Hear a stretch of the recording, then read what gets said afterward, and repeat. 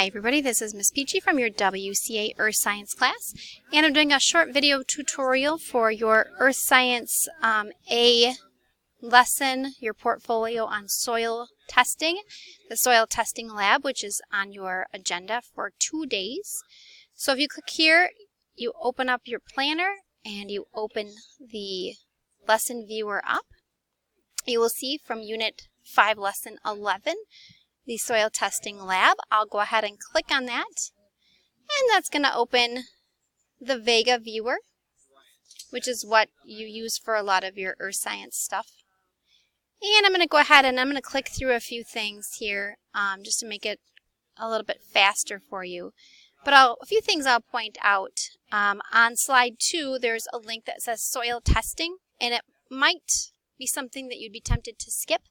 But that link actually gives you a document which explains like some of the things that soil for different kinds of crops would need to be able to grow.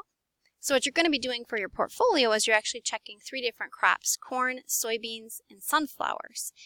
And you need to determine what type of soil, what kind of fertilizer and nutrients, the type, how much water the plants need, which kind of goes along with soil type, and the pH of the soil. So this actual link here is going to give you some information for corn and for soybeans that might be useful for you later on.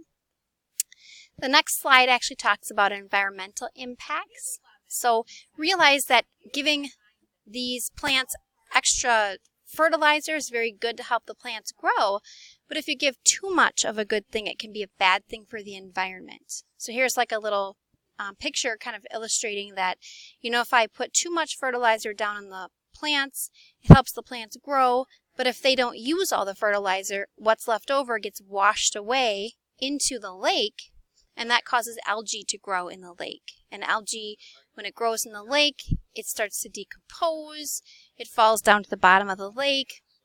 Microbes actually start feeding on that algae, and they use a lot of the oxygen in the lake. And so the lake becomes very low in oxygen, which ends up killing fish and other types of aquatic organisms. So too much of a good thing is a bad thing for the environment. So keep that in mind when you do the lab activity. The next slide talks about the lab activity, and I'll walk you through that. First thing I'm going to say is it does bring you to this link for the soil analysis worksheet. Don't use that one, okay? Usually I say don't use it because PDFs don't save very well, and that's still true. Every time you use one of those PDFs, it has a hard time saving, and so that can be a problem. But this time I've actually changed the PDF. I really didn't like the way it was set up, so I made something a little different. So don't use that. Instead, go to my website. When you go to my website, you'll see it looks a little different than it used to. I updated to the new version of Google Pages, so it looks a little bit different here. So click on the top where it says Earth Science A. And when you scroll all the way down to the bottom, you'll see you have Portfolio 1, Portfolio 2, Portfolio 3, and Portfolio 4, which it says Word version of the Soil Lab Worksheet. There will be a video here too, but we're making it right now, so it's not quite there yet. When you download this one to Word, so you'll open it up and then you'll have to download it to Word. Okay, so when you download that to Word, you will see that I made some changes. I've really shortened this up a little bit for you. So if you are paying attention and using the right worksheet, you'll have less to do, okay? So I've taken out a bunch of stuff here, and I've really reorganized this a little bit. I think helps to make it a bit easier.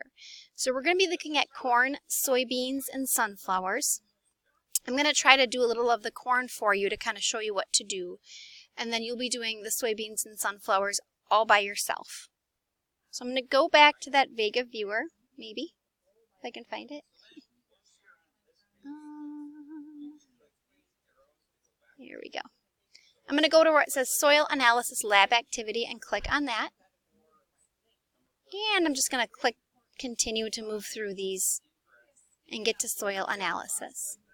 So the first thing you're going to do, it talks about the 3 things you're going to be checking for: type of soil, pH of the soil, and amount of fertilizer.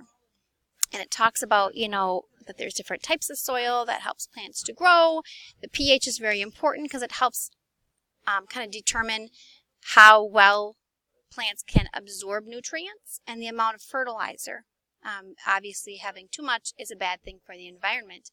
Also, look at this little more info, because this actually gives you more information on the pH of soil and how that affects nutrient absorption. And essentially, it says that you're going to want to stay somewhere in the green here, mildly acidic to mildly alkaline for most everything, okay?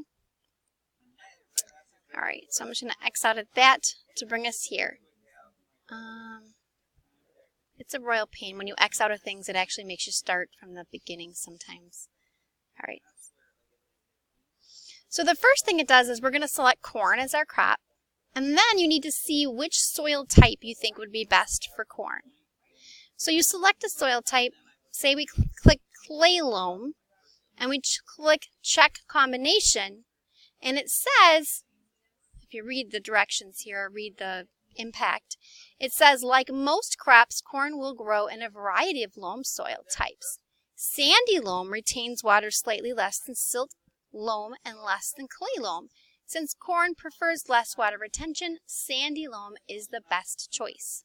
So it didn't really matter which soil type I picked, because it's telling me that sandy loam is the best soil choice. So going to my soil worksheet, the newly revised one, I would just put here sandy loam,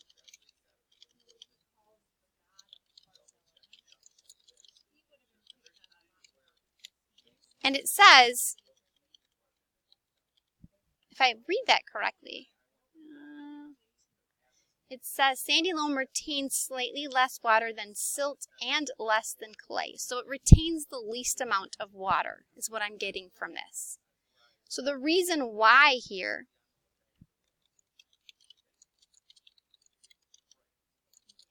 okay, so we already know the soil type is sandy loam. So when I go back to that Vega viewer, I'm going to mark sandy loam. It still requires me to check it again, which don't get me started on how sometimes these aren't real user friendly. Then the continue button becomes optional for you, or something you can pick. So I'll pick on continue, keeps corn checked, keep sandy loam checked. Then I have narrowed this down because initially it asked you to do 9 separate trials, and I don't think you need to do all 9 trials. You do need to find the correct combination though, okay? So you might need to do more than 3 trials, but you need to find the correct combination. So, let's see here. You're going to test soil pH, soil nutrients, and then you're going to write down the crop impact and the environmental impact. So these are the 2 things you're testing. Okay, so let me see what I can do. Actually, I'm going to try to, I'm going to do something real fancy here. See how well you guys can see this. Hang on. I can't seem to, I want to drag this guy over right there. There we go. And then, there we go. And then I'm going to put these side by side. That way we can kind of see this a little bit better. Get everything up at one time. So the test 1, I'll do the soil pH. I'll leave it at 7, which is neutral. Soil nutrients, let me put those at moderate.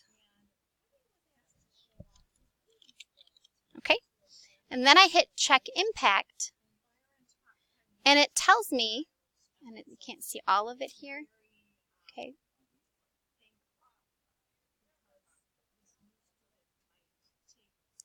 It tells me here, the crop impact, 7 moderate. A poor quality crop was produced. So poor quality. Due to low uptake of nutrients by the plant. So it tells me I need more nutrients or more. So ensure the correct level of pH. So it's saying maybe the pH is off a little bit. Maybe the fertilizer is off. Then you put the environmental impact. The environmental impact was moderate. Okay. That's pretty much what it tells me. So let's do another option. to reset. And this is the dumb part. You still have to hit check combination again and go back to continue. And now maybe I will lower the pH a little bit. Let's go to highly acidic. And it does say that I want, maybe that'll help the corn absorb more nutrients. So let me check the environmental impact. So I have my pH of 5. Soil nutrients is moderate. And I'm going to hit check impact and generate report. And, oh, poo, I have a poor quality crop again. Okay, and again, a moderate impact on my corn. All right.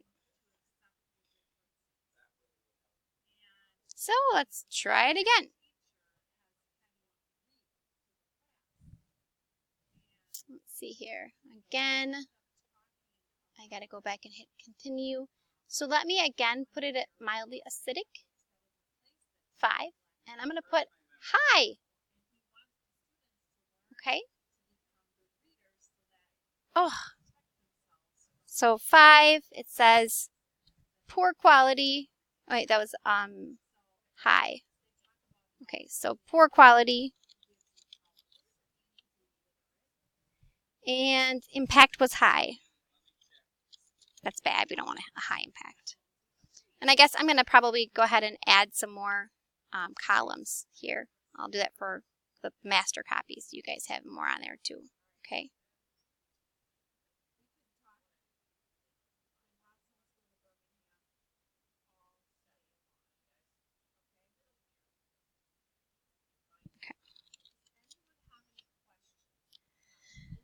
All right, so let's do this one more time. I'm going to try with, let's do a acidic soil with high fertilizers.